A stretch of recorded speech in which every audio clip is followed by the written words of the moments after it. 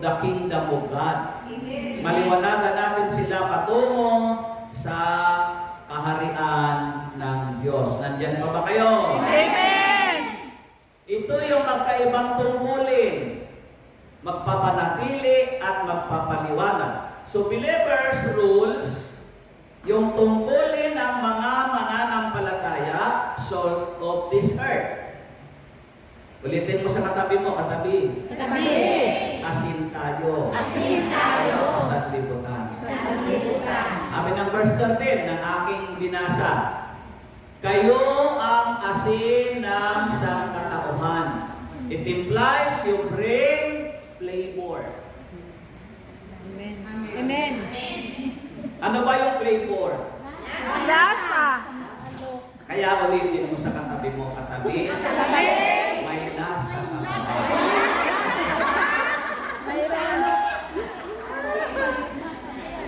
Ibig sabihin, kung may lasa ka ba, nalalasahan ka ng mga kasama mo na matibay ang iyong pananampalataya. Amen!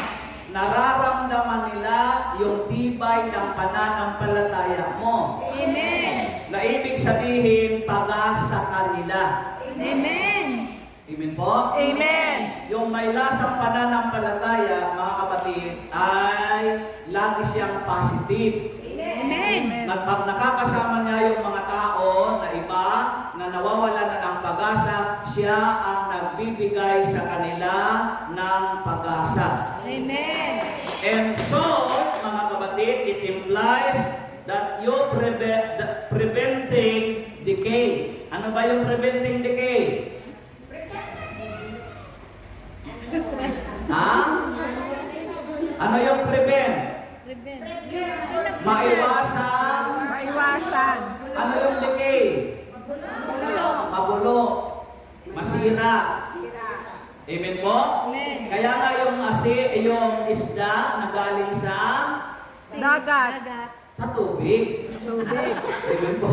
Amen. Kasi yung tubig na hindi maalat, tubig din yun eh. Galing din ang isda doon. Pag inalis mo na at ibibiyahin mo para wag mabulok, Ilagay sa tubig na may asin. lagyan mo ng Asin. asin. So, para ma-preserve. In acting as a positive force for society by living righteously and influencing others for the good. Para ito daw ay katulad sa yung mga mananampalataya, tayo ng mga prayer partner. As salt of this earth, kailangan ma-preserve natin, mga kapatid, alin? Yung mga pag-uugali ng ating kapwa. Nung ako ay bata pa, ngayon ay bata pa naman. Amen! Tingnan. Parang hindi kayo kumbinsido. At the age of 15, ako'y nagtinda ng sorbetes. Ice cream. Sa aming probensya. Marunong ako magtimpla. Wala pa naman mga masin-masin. Ang tawag doon, labok. Tapos ang sorbetes sa amin sa probensya, 3 ang tube. Basyaran. Iba-iba yung flavor doon. Inaabangan ko yung dati. Tanungin ko kayo, ano ang nagpapalamig sa ice cream? Natural. Pero pag nilagay mo yung hilo doon sa palibot ng tube, lalamig. Ang tanong, yun bang liquid na ice cream, pag nilagay sa hilo, lalamig, titigas? Hindi. Lalamig lang. Hindi siya titigas. Hindi. Bakit yung nilalagay sa refrigerator, tumitigas? Freezer yun. Ha? Yelo bang nagpapatigas sa refrigerator? Hindi. Kuryente ang nagpapatigas? Hindi. O Hindi. rayon? Rayon. Kaya nagkakayelo. So yung ice cream na nasa tube doon, hindi siya mapapatigas ng yelo alone. Only kung yung yelo, hahaluan mo ng asin na marami. Kasi yun ang nagpapatigas. Ngayon, kung ikaw ay asin sa daigdig na ito, kaya mong patigasin ang pananampalataya. Amen. Amen. Salamat sa mga pagkakalala. No, ngayon, nagtitinda ko, maliit pa ako noon. Hanggang ngayon naman yung pating sorbetes noon, ang karo na dala-dala namin, karo talaga. Karito. Dalawang gulong na malalaki, kabilaan. Tapos sinahawakan dito yung dalawang hawakan. Yung mga pinupuntahan ko ay pataas. Ay, wow. Pataas. Pag ano na yun, maliit ako. Siyempre madadala ko. Tutumba siya ngayon. Babalintuang siya ngayon. Kailangan apakan ko yung dito may naapakan para akalimutan kong apakan. Ulit na ganun ako ngayon. O yung asin, natunaw na sa yelo, pumasok doon sa mga tube. Kaya pagdating doon sa mga customer ko, sabi niya, Noy, bakit maalat itong ice cream mo? Sabi ko, wala po, flavor lang yan. Hindi nila alam, magkahalo na yon yung asin doon, at saka maliit ako nun, yung karito na ganyan, yung gulong, doon ako nakatayo, tapos palita pa yung ginagawa nun, hindi yung mga scoop-scoop. Palitan, chuk-chuk-chuk-chuk-chuk. Pagka gumanon ako, malalim na yung ice cream, pawisan ako. Tulog lang tulog doon. Doon ang nagpapaalat. Pero alam nyo, tuwing iikot ako doon, pinagkakaguluhan ako nila. Nagayuma sila sa pawis. May kausap pa ba ako? Sana hindi ako mapanood sa Ginobata. Okay din na sila bumili ng mga palakpakan natin ang Panginoon, mga kapatid. So, kailangan ma-maintain ang alat ng mga prayer partner. Amen. Ano yung alat? Yung pananampalataya maging matibay. Amen. Kasi sabi rito, kung ang asin ay mawala na ng alat, hindi na ito mapapanauli. Anong gagawin? O yan, itapo na. Una, aapak-apakan na lang. Kaya pag nawala ang pananampalataya mo, yan, aapak-apakan ka na lang. Nino! Ng mga tao. Pag mawalan ka na ng alat, yung pananampalataya mo wala ng lasa. Hindi na ito mapapanauli pa. Ang gagawin na apak-apakan ka na lang, Nino, ni Satanas. Aroy.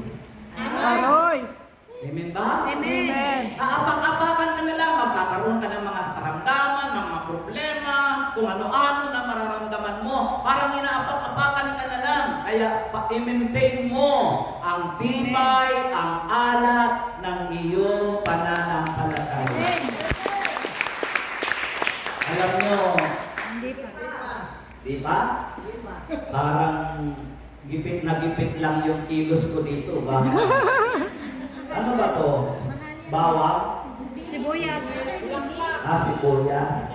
Talagang bawang. Kasi kung bawang ito, ay hindi talaga makakalapit dito ang mga...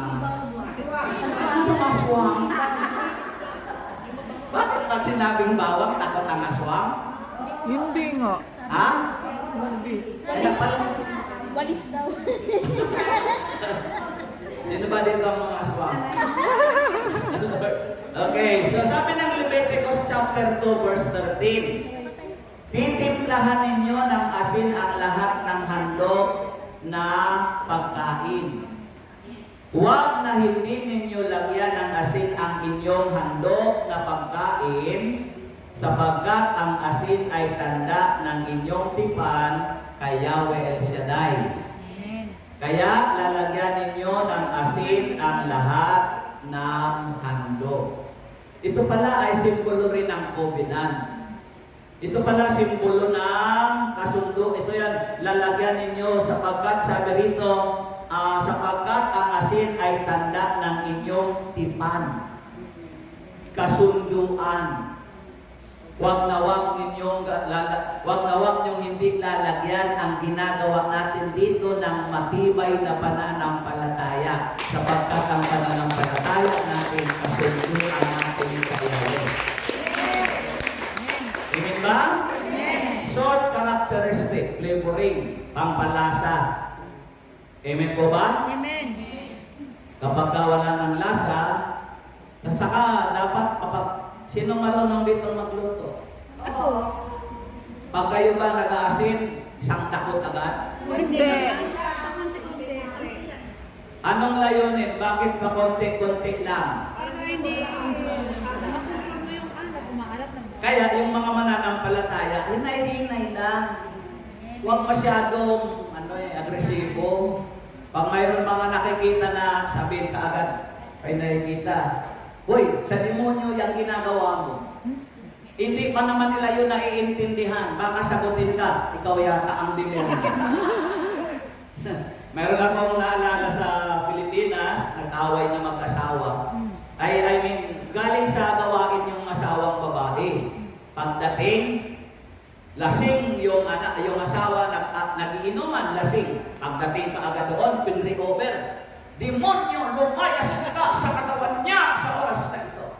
Eh di yung lasing ng alimpungatan, demonyo pala, sabi niya. Ibig sabihin ng lasing, sabi niya, siya na yung demonyo. Sabi ng asawa, demonyo, lumayas ka sa kanya. Eh di lumayas, pati yung asawa. Amen po?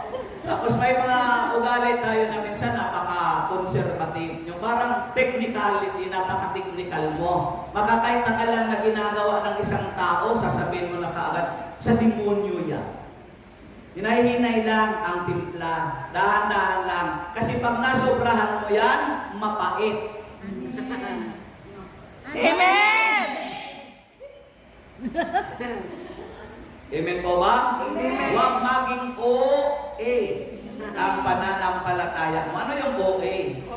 Overacting. Paano ba mag-overacting? Palakpakan natin ang Diyos, no? Panatiliin natin, mga kapatid sa Panginoon, gumaganap ka bilang isang preservative, no? On flavoring. Influencer. Ano yung ibig sabihin ng influencer? You are meant to have a visible in positive impact. But you are the light of the world. Ikaw yung liwanag. Ikaw lang dapat magpapaliwanag. Ikaw ang magdadala ng pag-asa at gumagabay sa iba sa pamamagitan ng iyong matuwid na mga gawa. Matuwid at maayos na mga pananalita. Salt benefits. Valuable seasoning. Mahalagang pampalasa. It acts also as a medicine. Parang ang kausap ko, dalawa na lang. Amen. No? Mabisang Gamot. If we are the salt of the earth, sabihin mo sa katabi mo, katabi, para ka pala, Para ka pala. medisina. Medisina. At sabihin mo, herbal ka pala. Amen.